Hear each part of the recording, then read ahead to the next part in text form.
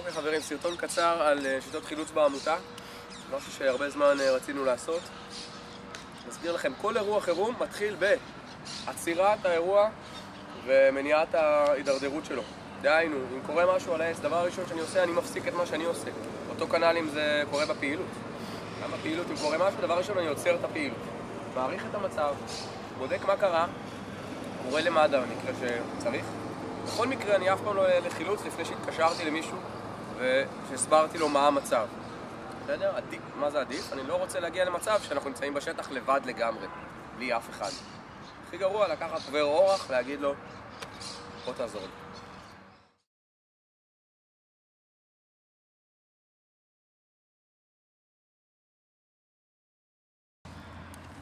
רעת, את בסדר? בסיטואציה הראשונה, המפעיל או המפעילה נמצאים על עמדת צפה. ולכן כל מה שיש לעשות זה לוודא שהוא או היא לא מחוברים למעלה לשום דבר, לייצר תקשורת אם אפשר, ולפתוח בזהירות ובצורה מבוקרת את החצאי קביעות, ולהוריד דרך האיטלקי של העמדה הצפה.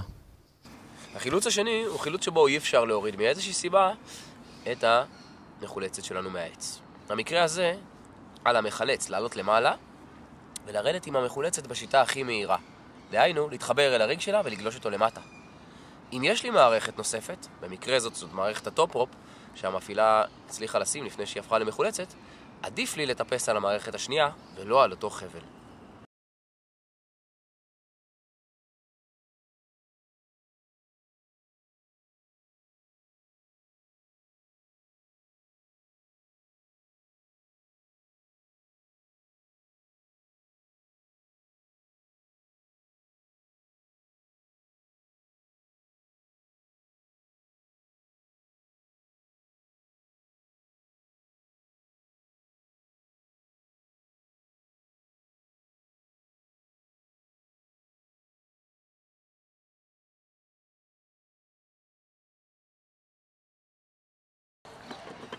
רז, מה קורה?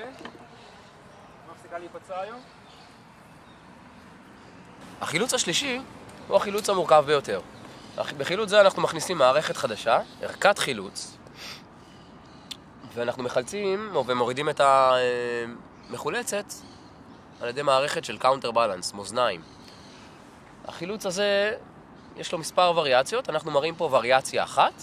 בכל מקרה יש להקפיד על סדר הפעולות, ובכל מקרה יש להגיע קרוב אל המחולץ, להתחבר אליו, למקם את ערכת החילוץ, לעבור אליה, להעביר עומסים בצורה מבוקרת כמובן ולבדוק, לנתק את מערכת הטיפוס, לבצע הרמה קטנה, רק אחרי שהכל בסדר והרצועה של המפעיל, או המחולצת במקרה הזה רפויה, לפרק אותה.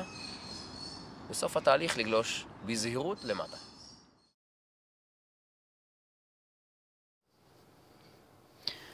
בסדר חברים, אז ראינו מספר סיטואציות של חילוץ.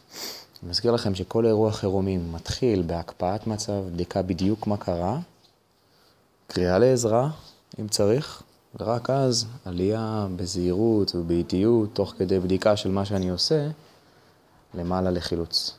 שיהיה לנו הרבה בהצלחה. אתגרים מטפסים בטוח. הלו ילד, רד מהעץ.